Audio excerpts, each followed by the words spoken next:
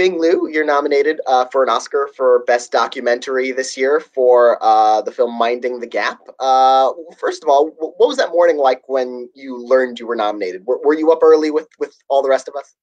I was up at 3 in the morning in Chicago, but it was mostly because I was fighting the flu. I was sort of like in and out of a crazy sleep schedule after just like a crazy few months of press, and yeah, so I woke up at 3 in the morning and started watching Brooklyn Nine-Nine as like like a show to watch while you're sick, and then I looked over at the clock. I was like, oh, I'm like 20 minutes late to following the streaming. And then when I started tuning in, it was a couple categories away from feature docs, and then the feature doc showed up. Minding the Gap got called, and I did nothing. I like, and I think partly I was sick, but partly I feel like I'm the guy that's like unhappy at his own birthday party. You but in like I had to like just take some Tylenol, get a little bit more sleep in, and then I had to go to a shoot actually. And we went inside of a maximum security jail where I interviewed an inmate. So it was like a very, grounding way to move into a space where I like didn't have my phone and was disconnected from what had just happened. But my producer Diane Kwan had an amazing reaction. Her husband was filming her watching the computer screen, and she like hopped around the room like a little bunny rabbit, and it made up for both of our reactions. So, struggling with the flu, did you wonder if maybe you were delusional and you maybe hallucinated it, or did you need that confirmation? Absolutely. I was like, this is a mistake. I'm dreaming this. It's like I'm gonna wake up tomorrow and there's gonna be like some sort of, like retraction from the Academy or something. And for documentaries at the Oscars, one of the unique things about that category, and a few other categories actually, is that first you need to make this cutoff list, the short list of contenders who will then be narrowed down to the final nominees. So what was it like waiting for try to make that first cut? The first cut wasn't. I feel like there was just like less pressure. It just seemed like there's just like less, and I guess maybe this is in hindsight now, because once like now that we're in nomination phase, I feel like there's so much press and there's so much like obligations for filmmakers to go out and campaign that wasn't as strong as campaigning for the short list. But I don't know. I mean, I feel like I was just like waiting for it all to be over. Like waiting just like not be called, I guess, for both of those stages.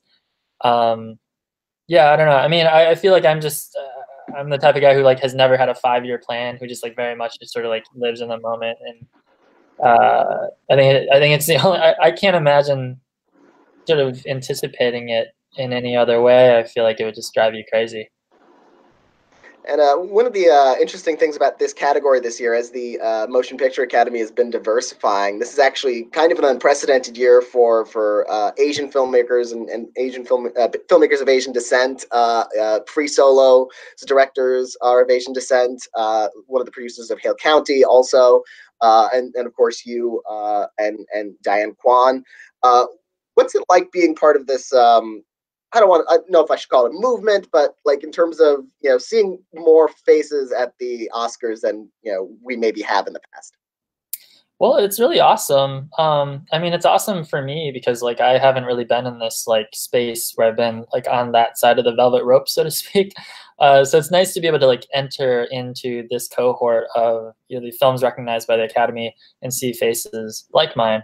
I feel like just like there's still like a little bit of like awkwardness around it, because growing up Asian American in this country, I mean, there's just, especially if you grow up like outside of the coast, outside of like a major hub of Asian American community, I think there's this tendency to just shirk away from that identity because it's just such a complex thing. I don't know. I mean, so some of the ways that that's manifested itself has been like, me and Chai taking a photo at an event and like us joking about people thinking I'm Jimmy, so, so it's been playful too, I think. And this film, Minding the Gap, is about your life and the life of your friends and family in Rockford, Illinois. What was the first kind of inkling that you wanted to tell a story about this hometown that you grew up in? Yeah, so it was a lot of it's reverse engineered. Like I started earnestly in 2012 with this project. I'd been a year out of college. I was working as a camera assistant, and I went around the country and I couch surfed, and I was making this almost like this mosaic film about skateboarders from all over the place, just talking in a very direct way about abuse, trauma, growing up. Uh, and then a year, and like part of that ensemble cast included going back to Rockford and meeting this one guy named Kier, who was super fascinating, really young guy at the time. He was like 15 when I first interviewed him. And then like I had a little assembly cut, and I that's when I started doing work with Kartemquin Films. And in working with them, I saw films like Hoop Dreams for the first time. And I realized, oh, documentaries can be like fiction films in the sense that, they can be this story journey that's told through character.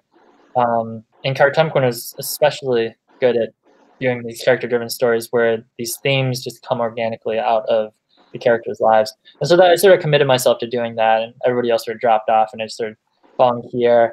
And then shortly after following Kier, I bumped into this guy, Zach, who I knew a little bit as a teenager. And I noticed that his girlfriend was 8 months pregnant, and Zach himself was, very much scared of becoming a father. And so I tracked that. And that was sort of how it started. And it wasn't until the last few months of post-production and before we picture locked that I dug into archival footage to expand the sense of time a lot more. And so it was sort of like a long step-by-step process to piece it together. And the film does kind of reveal itself as it goes along. It kind of starts as the story of skateboarders, and then you sort of realize there's more depth about their family lives, their economic lives, histories of abuse. That was always in the foreground for you, or was that part of what kind of uncovered or like sort of developed itself in your mind as you were making the film? It was sort of in the ether. I mean, I think part of what I was doing when I was doing that first trip was just trying to figure out how to become a better man. I felt like as much as I tried to avoid any traits that my stepfather, who was, very abusive and had a lot of mental issues, like as much as I tried to avoid his traits, I was scared that I was going to accidentally become him anyway. Because I started noticing a lot of peers take on traits that I felt like were just inherited, and it was just unwittingly inherited. So a lot of my conversations were just things that try to get at that. And the patterns just started emerging organically. Like a lot of people were really affected by what had happened in their childhoods, and there was a clear pattern between who they were becoming and what had happened in the past. I just happened to interview skateboarders of many different demographics, but I think there's a million people out there or probably more than a million people out there who experience this aspect of growing up, this hardship, these obstacles of growing up, whether you confront the past or not, and not all of them happen to be skateboarders. And part of your exploration of that in the film includes these very intense discussions with your mother about the abuse that you both suffered. It seems like that would be such an incredibly difficult thing, especially to take what is this intense heart-to-heart moment and formalize it in this sort of documentary interview setting.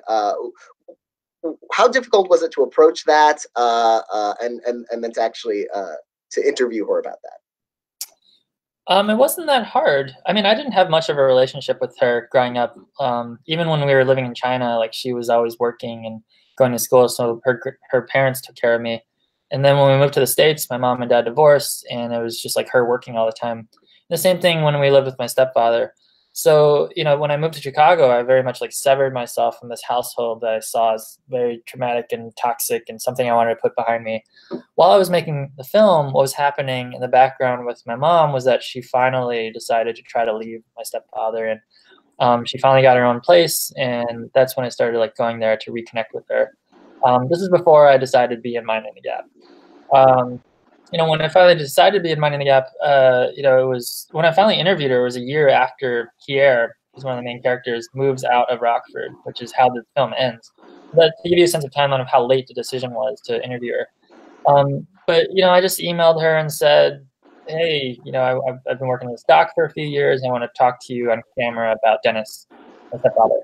And she was like, cool, what day? And the rest of the email thread is just like us picking a date. Like there was no, and like I didn't like intend to go in there to like settle a score or like challenge her. Like I thought, like those interviews with my mom, my brother, and the mentor of old mentor of mine who's in Rockford. Like those interviews were, the purpose of them was for exposition. Like I went into them, I guess as a attempted solution for a filmmaker problem of like, okay, I'm going to be in the film, but I don't want to put voiceover in. I don't want to use cards, and I don't want to like do the thing where you talk to the camera. So I thought of it as like this organic way to solve this problem of giving backstory to my character. But in every one of those interviews, got to a place where we revisited the past, and it was really difficult for me. And in the case of the interview with my mom, I mean, there's only a short little section of this 2-hour interview where, this thing that happens that's in the film is in there. And every time I cut that scene before I met my finishing editor, it felt like exposition. It was like, hey, Mom, like, how did you feel about me starting to skateboard when I was 13? She's like, oh, well, I thought that was just what you did. Like, it was very much like that. And then when Josh Altman came on, he took a look at the raw footage. He pulled out this confrontation that I had a blind spot to, and that I think I like some defense mechanism in me made me forget. And I saw the first pass, and I was like, oh my God, this is so uncomfortable. And I did not realize I did not realize that I did that to her, So. Other than that interview, were there any that you found especially difficult or challenging, or that you were unsure of yourself in trying to pursue, or questions that were especially difficult to ask? Yeah, a lot of them. I mean, so many of them. I mean, almost everyone that you see in the film that makes it in the film, like every moment of those interviews, yeah, they were so tender, and it's like it was just like always hanging on a thread, and you could, just tell that, if you were there, that you could just like feel we were on a breaking point. I don't know. I mean, it was. Yeah, I mean, like so the one where I mean, like when Nina told me that there was physical abuse going on between her and Zach, like that changed everything. That was the pivot moment that made the film, what it is today. Because I was like, okay, this situation is now bigger than just me making a film. Like I have to decide ethically how to move forward. Like also just as a person who's in their life who knows what's going on, right? So I had a new responsibility. So from that point on, I sort of like had to be ready to intervene. But luckily, I never got to that point, and the problems I had to solve had to do with just like how to tackle it in the film, so that both they're on board and the audience can like see what I'm doing as a filmmaker and just empathize with the decisions I'm making, and hopefully get on board with how I tackled the story. And with that story with Zach and his girlfriend, and he's about to be a father, and Kier and his past, and were there ever moments where like you edit the whole thing together, the film is finalized? Did you ever wonder like how are they going to respond to it? How are they going to feel they came off fairly? What were your thoughts around them finally seeing it, and or if they have seen it and reacting to it? They haven't seen it yet, actually. I'm just kidding. No, I told them really early on that we were going to show them a fine cut of the film before we picture lock, to give them a chance to weigh in and like make sure we weren't grossly misrepresenting them. So I always knew that in the back of my head, and that honestly that was one of the biggest lifelines that I held on to when things got difficult and morally challenging. Was that, hey, at the end of the day, like the chopping block moment, the yes/no moment of this film isn't until that time where we feel like we have the film ready, and like all these moments are put into context, and it's a story, and then that's when we present it to them. So that sort of helped, ease my mind as I just kept going. And when we finally showed them the film, I mean, the only person that wanted anything changed was Nina. She just wanted that cell phone recording shortened a little bit. And we're like, yeah, that's totally fair. But it wasn't, you know, just like, okay, like we're gonna drop in and out blindly. We're just gonna like show you the film for the first time. Like I kept the door open for them to tell me, hey, you know, like how do you can tell me about like how you feel about the things that we've captured so far. Nina was the only one that really took me up on that. She would text me and call me about certain things, and you know, my thing was like, okay, I'm gonna listen to her and let her sort of like voice, you know, her concerns and truly hear her out. But you know, I wanted to also just ensure that you know that decision to include and not include things is going to be later when everything is put into context. Um, you know, everybody else like here he was very emotional, but he was fine with everything. Zach thought he was going to get portrayed worse, so he was relieved. So you know, and then you know, my mom and brother were just proud of me. And you know, since the film has come out, it's gotten a lot of support from critics and, of course, the Oscars nominating it. But also, you know, the last president of the United States, Barack Obama, put it on his list of the best films of last year. And you actually met Barack Obama and spoke at the Obama Foundation Summit. What's that kind of, you know, recognition like? And what was that experience like at the summit? The experience is kind of crazy. I mean, I'm working in a new film that's like we're filming heavily, and I'm like doing this press campaign stuff. So you know, by the time I got around to going to do the summit, like I wrote my piece that I set up on the main stage like the night before, and I'm you know like but I wrote it from the heart, and I you know like I wrote about just and I spoke about you know like telling stories about communities like Rockford as a way to you know like honor and engage with parts of America that often feel overlooked. And it was you know it was cool just being at an event where like people like Dave Eggers, who I love, you know, are speaking, and it was a special treat at the end of the day when you know we were told to just get in a line and like wait outside this room, and then like one by one we go into this room, you know, like by after a couple of people going in, and we figured, oh, I wonder if like Barack Obama is in that room, and like we're gonna go meet him, and that's what happened, and like that's how I met him, and you know he was like, I heard about your film Mind in the Gap, I can't wait to see it. I was like, yeah, great, you know, like I just like froze up, like I made a fool of myself, uh, but I'm so grateful and you know happy that he actually watched the film, and not only did he watch the film, he you know made it his top 10 or 12 films. He put it on that list, you know. Yeah. And with the you know, as we're recording this, the Oscars are about a week and a half away. Any thoughts, you know, you're having now going into, you know, as the date is getting closer, what that night you think is going to be like? I think it's going to be interesting. I mean, it's a weird stuff going on without a host, and then you know, there's a lot of like me coming up through the camera department and really respecting the craft of editors. You know, I think it's kind of a bummer that their craft is not going to get recognized in the same way. Yeah, I think a lot about everyone that's coming out for the weekend, and you know, just wondering about their experiences, and you know, just managing the schedules and the team and making sure everybody's happy. So you know, there's a lot to think about. There's a lot to think about, but ultimately, I think it's just going to feel really good sitting through that ceremony with my mom at my side, and you know, just celebrating this moment. It feels like a capstone to you know a long journey. Well, congratulations on that capstone and on that film, and best of luck at the Oscars in about a week and a half. Thank you so much for talking to me today. Yeah, thanks so much for the conversation.